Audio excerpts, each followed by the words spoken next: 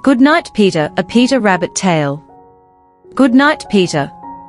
The story goes like this. It was night time, and the silvery moon was shining over the wood. Inside a warm, cozy burrow 4 little bunnies were tucked up in bed. Their names were Flopsy, Mopsy, Cottontail, and Peter. Peter had slept in this room for a long time. He shared it with his 3 playful sisters. It was a bit of a squash. Mrs. Rabbit thought it was time for Peter to sleep in a room of his own. Peter was not sure about this, because he would be all alone. There would be no Flopsy to mark his handstands out of 10. There would be no Mopsy to share stories with. There would be no Cottontail to cuddle up with. One sunny morning, Mrs. Rabbit set to work making a cozy little room for Peter.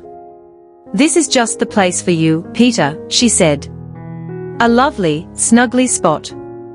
Perfect for a growing bunny." As Peter watched, Mrs. Rabbit bustled about dusting and polishing, washing and wiping, stitching and sweeping.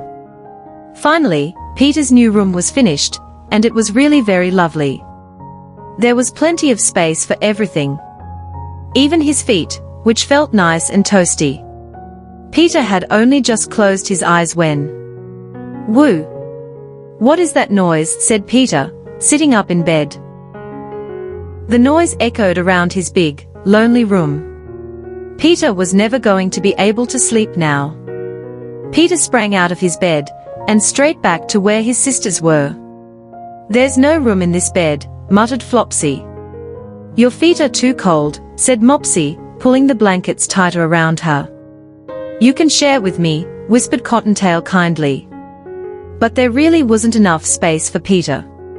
In the morning, Peter was very tired indeed. And very glum. He felt a little bit in-betweenish. "I'm too big for my old room," he explained to Mrs. Rabbit sadly. "And too small for my new room." "Anything new feels funny to start with," she told him. "But you'll soon feel just right." All day Mrs. Rabbit stitched and stitched. She wouldn't tell any of the bunnies what she was making. That evening, the bunnies ate a supper of bread, milk, and blackberries beside the fire before bed. Then, Mrs. Rabbit gave Peter a new snuggly toy. "This will help you feel better," she said. Later, with his sisters fast asleep, Mrs. Rabbit took Peter's hand.